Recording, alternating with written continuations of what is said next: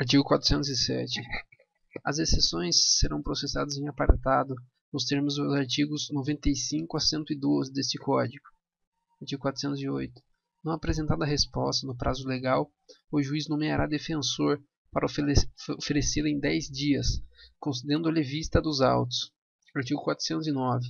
Apresentada a defesa, o juiz ouvirá o Ministério Público ou o querelante sobre preliminares e documentos em 5 dias. Artigo 410. O juiz determinará a inquirição das testemunhas e a realização das diligências requeridas pelas partes, no prazo máximo de 10 dias. Artigo 411. Na audiência de instrução, proceder-se-á à tomada de declarações do ofendido, se possível, a inquirição das testemunhas arroladas pela acusação e pela defesa, nesta ordem, bem como aos esclarecimentos dos peritos e às acariações e o reconhecimento de pessoas e coisas, interrogando-se em seguida o acusado e procedendo-se ao debate. Parágrafo 1º. Os esclarecimentos dos peritos dependerão de prévio requerimento e deferimento pelo juiz. Parágrafo 2º. As provas serão produzidas em uma só audiência, podendo o juiz indeferir as consideradas irrelevantes, impertinentes ou protelatórias. Parágrafo 3. As provas serão produzidas em uma só audiência, podendo o juiz indeferir as consideradas irrelevantes, impertinentes ou protelatórias. Parágrafo 3. Encerrada a instrução probatória, observar-se-á, se for o caso, disposto no artigo 384 deste Código. Parágrafo 4º. As alegações serão orais, concedendo-se a palavra, respectivamente, a acusação e a defesa pelo prazo de 20 minutos, prorrogáveis por mais 10. Parágrafo 5º. Havendo mais de um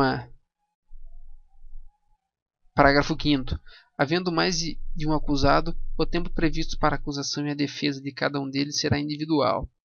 Parágrafo 6.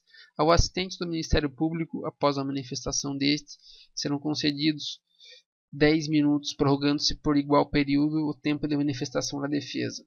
Parágrafo 7. Nenhum ato será adiado, salvo quando imprescindível a prova faltante, determinando o juiz a condução coercitiva de quem deva comparecer. Parágrafo 8. A testemunha que comparecer será inquirida independentemente da suspeição da audiência, observada em qualquer caso a ordem estabelecida no caput deste artigo. Parágrafo 9. Encerrados os debates, o juiz proferirá sua decisão ou o fará em 10 dias, ordenando que os autos para isso lhe sejam concluídos. Artigo 412. O procedimento será concluído no prazo máximo de 90 dias. Seção 2. Da pronúncia, da impronúncia e da absolvição sumária. Artigo 413. O juiz, fundamentadamente, pronunciará o acusado, se convencido da materialidade do fato e da existência de indícios suficientes de autoria ou de participação. Parágrafo 1º. A fundamentação da pronúncia limitar-se-á à indicação da materialidade do fato e da existência de indícios suficientes de autoria ou de participação, devendo o juiz declarar o dispositivo legal em que julgar em curso o acusado e especificar as circunstâncias qualificadoras e as causas de aumento de pena. Parágrafo 2º. Se o crime for afiançável, o juiz arbitrará o valor da fiança para a concessão ou manutenção da liberdade provisória. Parágrafo 3º. O juiz decidirá motivadamente no caso da manutenção, revogação ou substituição da prisão ou medida restritiva da liberdade anteriormente decretada, e tratando-se de acusado solto, sobre a necessidade de declaração da prisão ou imposição de quaisquer das medidas previstas no título 4º do livro 1, do título 9 do livro 1 deste Código. Artigo 414. Não se convencendo da materialidade do fato ou da existência de indícios suficientes de autoria ou de participação, o juiz fundamentadamente impronunciará o acusado. Parágrafo único. Enquanto não ocorrer a extinção da punibilidade, poderá ser formulada nova denúncia ou queixa se houver prova nova. Artigo 415. O juiz fundamentadamente absolverá desde logo o acusado quando: inciso 1º, provada a inexistência do fato; inciso 2º, provado não ser ele o autor ou partícipe do fato; inciso 3º, O fato não constitui infração penal. Inciso 4º. Demonstrada a causa de isenção de pena ou de exclusão do crime. Parágrafo único. Não se aplica o disposto no inciso 4º do caput deste artigo ao caso de inimputabilidade prevista no caput do artigo 26 do Decreto-Lei 2848, de 7 de dezembro de 1940. Código Penal, salvo quando esta for a única tese defensiva. Artigo 416. Contra a sentença de impronúncia ou de absolvição sumária caberá apelação. Artigo 417. Se houver indícios de autoria ou de participação de outras pessoas não incluídas na acusação, o juiz, ao pronunciar ou impronunciar o acusado, determinará o retorno dos autos ao Ministério Público por 15 dias, aplicável no que couber o artigo 80 deste Código. Artigo 418. O juiz poderá dar ao fato definição jurídica diversa da constante da acusação, embora o acusado fique sujeito à pena mais grave. Artigo 419. Quando o juiz se convencer em discordância com a acusação da existência de crime diverso do referido no parágrafo 1º do artigo 74 deste Código, e não for competente para o julgamento, remeterá os autos ao juiz que o seja. Parágrafo único. Remetidos os autos ao processo a outro juiz, a disposição deste ficará ao acusado preso. Artigo 420.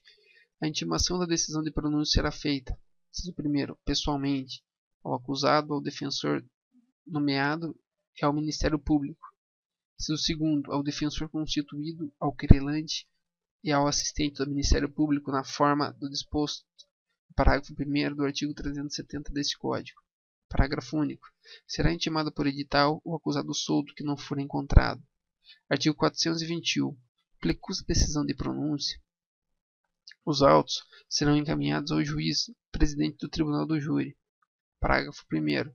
Ainda que aplicou-se a decisão de pronúncia, havendo circunstância superveniente que altere a classificação do crime, o juiz ordenará a remessa dos autos ao Ministério Público. Parágrafo 2º. Em seguida, os autos serão concluídos ao juiz para a decisão. Seção 3. Da preparação do processo para julgamento em plenário. Artigo 422. Ao receber os autos, o presidente do Tribunal do Júri determinará a intimação do órgão do Ministério Público ou do querelante, no caso de queixa, e do defensor, para no prazo de 5 dias apresentarem rol de testemunhas que irão depor em plenário, até o máximo de 5, oportunidade em que poderão juntar documento e requerer diligência. Artigo 423. Deliberando sobre os requerimentos de provas a serem produzidas ou exibidas no plenário do júri e adotadas as providências devidas, o juiz-presidente, inciso 1º, ordenará as diligências necessárias para sanar qualquer nulidade ou esclarecer fato que interesse ao julgamento da causa. Inciso 2º, fará relatório sucinto do processo, determinando sua inclusão em pauta de reunião do Tribunal do Júri. Artigo 424. Quando a lei local de organização judiciária não atribuir ao presidente do Tribunal do Júri o preparo para julgamento, o juiz competente remeter-lhe-á os autos do processo preparado até 5 dias antes do sorteio, a que se refere o artigo 433 desse Código. Parágrafo único. Deverão ser remetidos também os processos preparados até o encerramento da reunião para a realização do julgamento. Seção 4. Do alistamento dos jurados. Artigo 425. Anualmente serão alistados pelo presidente do Tribunal do Júri de 800 a 1.500 jurados nas comarcas de mais de 1 milhão de habitantes, de 300 a 700 nas comarcas de mais de 100 mil habitantes e de 80 a 400 nas comarcas de menor população. Parágrafo 1º. Nas comarcas onde for necessário, poderá ser aumentado o número de jurados e ainda organizada a lista de suplentes, depositadas as cédulas de urna especial com as cautelas mencionadas na parte final do parágrafo 3º do artigo 426 desse Código. Parágrafo 2º. O juiz-presidente requisitará às autoridades locais, associações de classe e do bairro, entidades associativas e culturais, instituições de ensino em geral, universidades, sindicatos, repartições públicas e outros núcleos comunitários, a indicação de pessoa que reúnam as condições para exercer a função de jurado. Artigo 426. A lista geral de jurados, com indicação das respectivas profissões, será publicada pela imprensa até o dia 10 de outubro de cada ano e divulgadas em editais afixados à porta do tribunal. Parágrafo 1º. A lista poderá ser alterada de ofício ou mediante reclamação de qualquer do povo ao juiz-presidente até o dia 10 de novembro, data de sua publicação definitiva. Parágrafo 2º. Juntamente com a lista serão transcritos os artigos 436 e 446 deste Código. Parágrafo 3º. Os nomes e endereços dos alistados em cartões iguais, após serem verificados, a presença do Ministério Público é divulgado, indicado pela Seção Local de Ordem dos Advogados do Brasil e defensor indicado pela Defensoria Pública competentes, permanecerão guardados em urna fechada a chave, sob responsabilidade do juiz-presidente. Parágrafo 4º. O jurado que tiver integrado o conselho de sentença nos 12 meses que antecederam a publicação da lista geral fica dela excluído. Parágrafo 5º. Anualmente a lista geral de jurados será obrigatoriamente completada. Seção 5. O desaforamento. Artigo 427. Se o interesse da ordem pública o reclamar ou houver dúvida sobre a imparcialidade do júri ou a segurança pessoal do acusado, o tribunal, a requerimento do Ministério Público, do assistente, do querelante ou do acusado, ou mediante representação do juiz competente, poderá determinar o desaforamento do julgamento para outra comarca da mesma região, onde não existam aqueles motivos, preferindo-se as mais próximas. Parágrafo 1º. O pedido de desaforamento será distribuído imediatamente e terá preferência de julgamento na comarca ou turma competente. Parágrafo 2º. Sendo relevantes os motivos alegados, o relator poderá determinar fundamentadamente a suspensão do julgamento pelo júri. Parágrafo 3º. Será ouvido o juiz-presidente quando a medida não tiver sido por ele solicitada. Parágrafo 4º. Na pendência de recurso contra a decisão de pronúncia, ou quando efetivado o julgamento, não se admitirá o pedido de desaforamento, salvo nesta última hipótese, quando o fato ocorrido durante ou após a realização do julgamento anulado. Artigo 428. O desaforamento também poderá ser determinado, em razão do comprovado excesso de serviço, ouvido o juiz-presidente e a parte contrária, se o julgamento não puder ser realizado no prazo de 6 meses, contado do trânsito em julgado da decisão de pronúncia. Parágrafo 1º. Para a contagem do prazo referido neste artigo, não se computará o tempo de adiamentos, diligências ou incidentes de interesse da defesa. Parágrafo 2º. Não havendo excesso de serviço ou existência de processo aguardando julgamento em quantidade que ultrapasse a possibilidade de apreciação pelo tribunal do júri, nas reuniões periódicas previstas para o exercício, o acusado poderá requerer ao tribunal que determine a imediata realização do julgamento. Seção 6. Da organização da pauta. Artigo 429. Salvo motivo relevante que autorize a alteração na ordem dos julgamentos, terão preferência. Inciso 1º. Os acusados presos. Inciso 2º. Dentre os acusados presos, aqueles que estiverem há mais tempo na prisão. Inciso 3º. Em igualdade de condições os precedentemente pronunciados. Parágrafo 1º. Antes do dia designado para o primeiro julgamento da reunião periódica, será fixado na porta do edifício do Tribunal do Júri a lista dos processos a serem julgados, obedecida a ordem prevista no caput deste artigo. Parágrafo 2º. O juiz-presidente reservará datas na mesma reunião periódica para a inclusão de processo que tiver julgamento adiado. Artigo 430. O assistente somente será admitido se tiver requerido sua habilitação até 5 dias antes da data da sessão na qual pretenda atuar. Artigo 431. Estando o processo em ordem, o juiz-presidente mandará intimar as partes, ofendidos, se for possível, as testemunhas e os peritos, quando houver requerimento para a sessão de instrução e julgamento, observado no que couber o disposto no artigo 420 deste Código. Seção 7. Do sorteio da convocação dos jurados. Artigo 432. Em seguida, a organização da pauta, o juiz-presidente determinará a intimação do Ministério Público, da Ordem dos Advogados do Brasil e da Defensoria Pública para acompanhar em dia e hora designados o sorteio dos jurados que atuarão na reunião periódica. Artigo 433. O sorteio presidido pelo juiz far-se-á a portas abertas, cabendo-lhe retirar as cédulas e até completar o número de 25 jurados para a reunião periódica ou extraordinária. Parágrafo 1º. O sorteio será realizado entre o 15º e o 10º dia útil antecedente à instalação da reunião. Parágrafo 2º. A audiência do sorteio não será adiada pelo não comparecimento das partes. Parágrafo 3º. O jurado não sorteado poderá ter seu nome novamente incluído para as reuniões futuras. Artigo 434. Os jurados sorteados serão convocados pelo correio ou por qualquer outro meio hábil para comparecer no dia e hora designados para a reunião, sob as penas da lei. Parágrafo único. No mesmo expediente de convocação serão transcritos os artigos 436 e 446 deste Código. Artigo 435. Serão afixados na porta do edifício do Tribunal do Júri a relação dos jurados convocados, os nomes do acusado e dos procuradores das partes, além do dia, hora e local das sessões de instrução e julgamento. Seção 8. Da função do jurado. Artigo 436.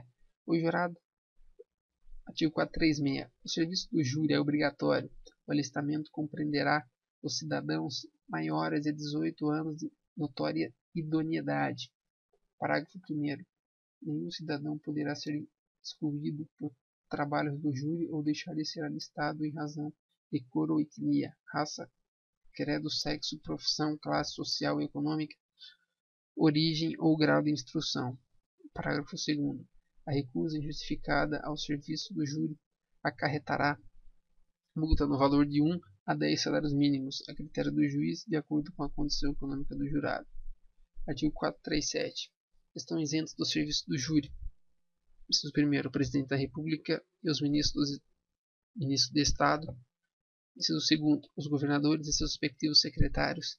Inciso 3º, os membros do Congresso Nacional, das Assembleias Legislativas e das Câmaras Distrital e Municipais. Inciso 4º, os prefeitos municipais. Inciso 5º, os magistrados e membros do Ministério Público e da Defensoria Pública. Inciso 6º, os servidores do Poder Judiciário, do Ministério Público e da Defensoria Pública. Inciso 7. As autoridades e os servidores da Polícia e da Segurança Pública. Inciso 8. Os militares em serviço ativo. Inciso 9. Os cidadãos maiores de 70 anos que requeiram sua dispensa.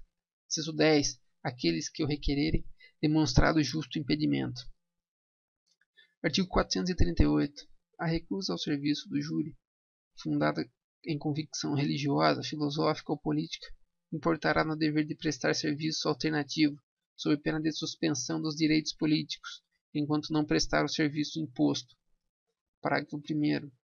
Entende-se por serviço alternativo o exercício da atividade de caráter administrativo, assistencial, filantrópico ou mesmo produtivo, no Poder Judiciário, da Defensoria Pública, no Ministério Público ou entidade conveniada para esses fins. Parágrafo 2º. O juiz fixará o serviço alternativo atendendo os princípios da proporcionalidade e da razoabilidade. Artigo 439. O exercício efetivo da função de jurado constituirá serviço público relevante e restabelecerá a presunção de idoneidade moral. Artigo 440. Constitui também direito do jurado, na condição do artigo 439 deste Código, preferência em igualdade de condições nas licitações públicas, no provimento mediante concurso de cargo ou de função pública, bem como nos casos de promoção funcional ou remoção voluntária. Artigo 441. Nenhum desconto será feito nos vencimentos ou salário do jurado sorteado que comparecer à sessão do júri. Artigo 442. Ao jurado que, sem causa legítima, deixar de comparecer no dia para a sessão ou retirar-se antes de ser dispensado pelo presidente, será aplicada multa de 1 a 10 salários mínimos a critério do juiz, de acordo com sua condição econômica. Artigo 443. somente será aceita escusa fundada e motivo relevante, devidamente comprovado e apresentado, e salvadas as hipóteses de força maior até o momento da chamada dos jurados. Artigo 444. O jurado somente será dispensado por decisão motivada do juiz-presidente, consignada na ata dos trabalhos. Artigo 445. O jurado, no exercício da função ou da pretensão de exercê-la, será responsável criminalmente nos mesmos termos em que são os juízes togados. Artigo 446. Aos suplentes, quando convocados, serão aplicáveis os dispositivos referentes a dispensas, faltas e escusas e a equiparação da responsabilidade penal prevista no artigo 445 deste Código. Seção 9. Da composição do Tribunal do Júri e da formação do Conselho de Sentença. Artigo 447. O Tribunal do Júri é composto por um juiz togado, seu presidente, e por 25 jurados, que serão sorteados dentre os alistados 7, dos quais constituirão o Conselho de Sentença em cada sessão de julgamento. Artigo 448. São impedidos de servir no mesmo Conselho: inciso 1º, marido e mulher; inciso 2º, ascendente e descendente; inciso 3º, sogro e genro ou nora; inciso 4º, irmãos e cunhados durante o cunhadio; inciso 5º, tio e sobrinho; inciso 6º, padrasto, madrasta ou enteado. Parágrafo 1º. O mesmo impedimento ocorrerá em relação às pessoas que mantenham união estável, reconhecida como entidade familiar. Parágrafo 2º. Aplicar-se-á aos jurados o disposto sobre os impedimentos, a suspeição e as incompatibilidades dos juízes togados.